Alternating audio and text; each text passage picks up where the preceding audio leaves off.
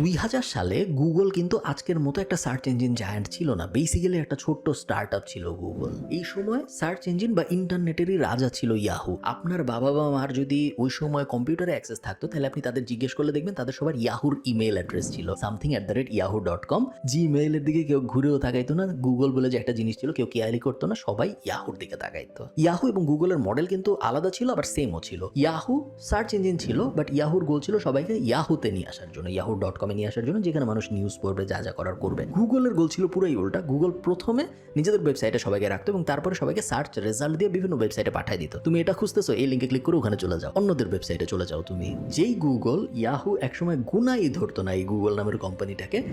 Google নিজে ইয়াহুকে বলছিল আমাদের 1 বিলিয়নে কিনে নাও, কারণ আমরা ইয়াহুর সাথে কম্পিটিশন করে পারবো না। সেই গুগল আজকে $1 ট্রিলিয়ন কোম্পানি এবং ইয়াহুর দিকে কেউ এখন আর ফিরেও তাকায় না। 2017 সালে সম্ভবত লাস্ট ইয়াহু কয়েকবার হাত বদল হয়েছে, যেহেতু ইয়াহুর দিকে এখন আর কেউ ফিরে তাকায় না। 2017 সালে ভ্যারাইজন, আমি যদি ভুল না করে থাকি, ইয়াহুকে কিনে নিছে। তারপরে থেকে ইয়াহু নিয়ে আমরা আর কখনো কোনো কথাবার্তা শুনি না।